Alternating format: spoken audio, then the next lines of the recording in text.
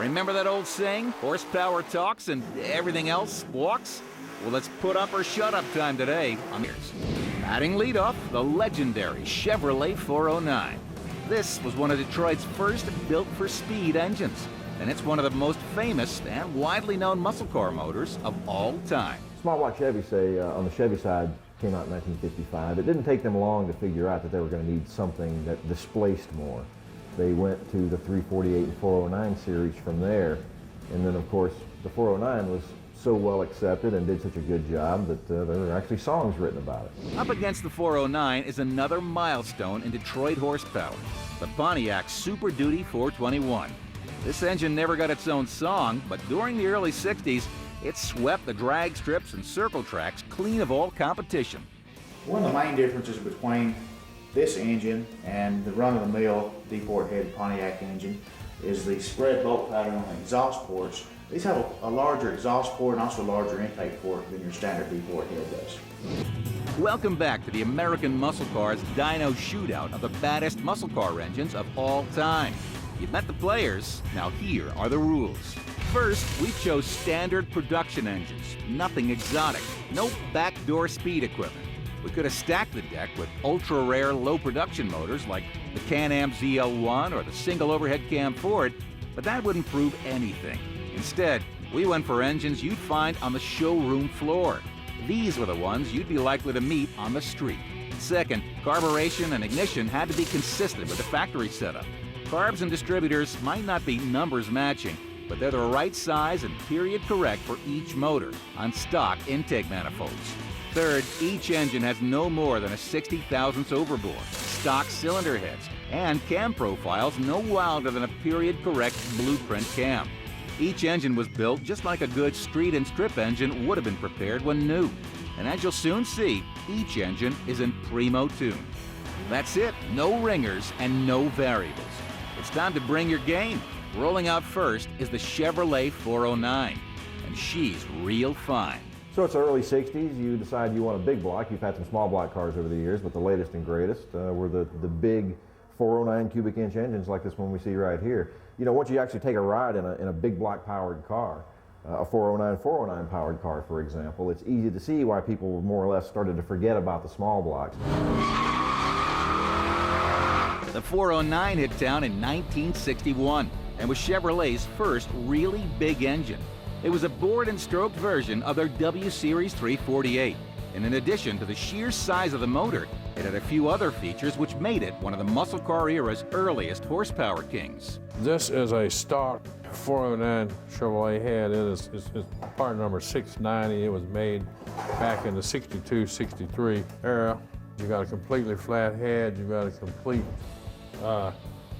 flat piston, no dome. So you have a perfect flame travel. Lamar Walden has been racing 409 since Chevy started making them. It's safe to say he knows as much about them as anyone alive. Walden knows all this motor's strengths and weak points. This is a dome piston compared to the 409 piston. The problem that there arose here was this was obstructing, the big dome was obstructing the flame travel, so you had to put a notch in it. Even though you put the notch in whatever, you still had flame travel with the big combustion chamber or the big dome compared to the flat top piston of the 09. Walden Automotive's test engine is a 1962 vintage 409. It came from Chevy with two Carter 4 barrels, a solid lifter cam, and factory exhaust headers, and they rated it at 409 horsepower. It's time to see just how much of that legendary grunt is real and just how much is legend. Let the games begin.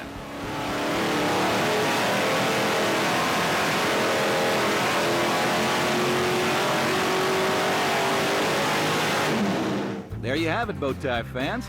The tail of the tape on the Beach Boys' favorite engine reads like this: 406 horsepower and 430 foot-pounds of torque at 6,000 RPM.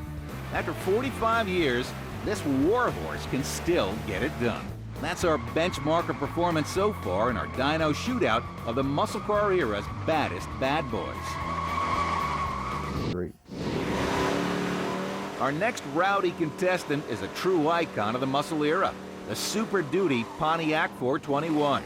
The 421 SD didn't just do good on the racetracks of America, it helped save Pontiac from extinction. Without the Pontiac engines, they have a lot of stroke. It's a little bit smaller bore than the big block Chevy stuff, but they make a really broad horsepower and torque curve, which is really good for accelerating heavy cars, especially like the old 62, 63 Super Duty cars, the big Catalans.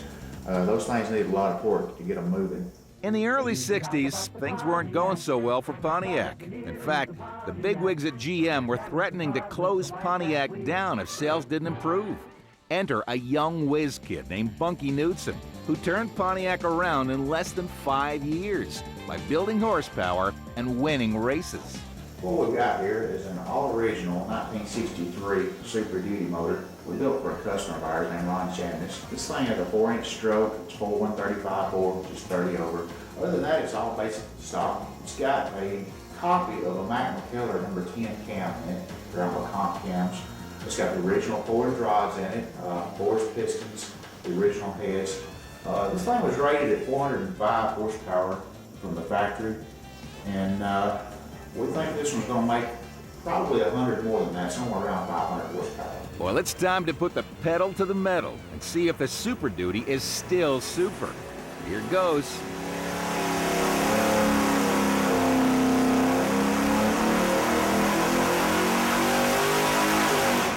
Uh, 6,200, like 488.2 horsepower, torque-wise, peaked at 470 foot-pounds of torque. It's possible to build an aftermarket Pontiac engine now from scratch using aftermarket block, aftermarket crank, aftermarket heads. We're even reproducing new timing covers. Every piece of the Pontiac motor is available in aftermarket now. You don't have to go out and search the junkyards for hard to find pieces and parts anymore. The Pontiac community has really grown in the past 10 years. There's a lot more stuff available than there used to be.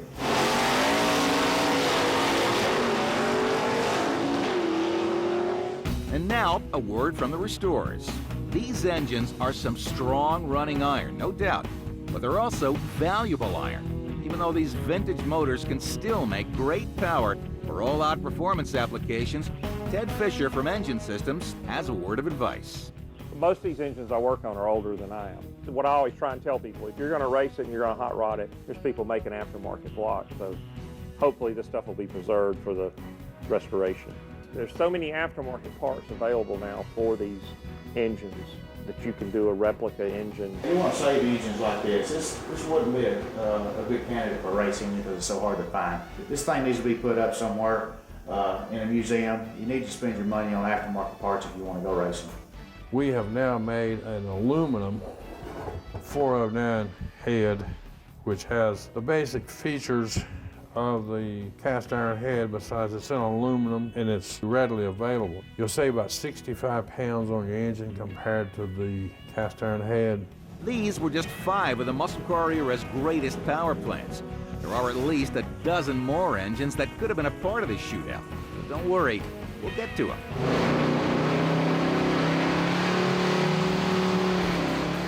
So all you Stage 1 Buick fans, you AMC fanatics, you W30 Olds guys, stand by.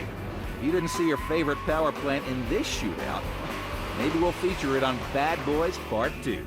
But that's a show for another day. In the meantime, thanks for watching. And please, don't crush them, restore them.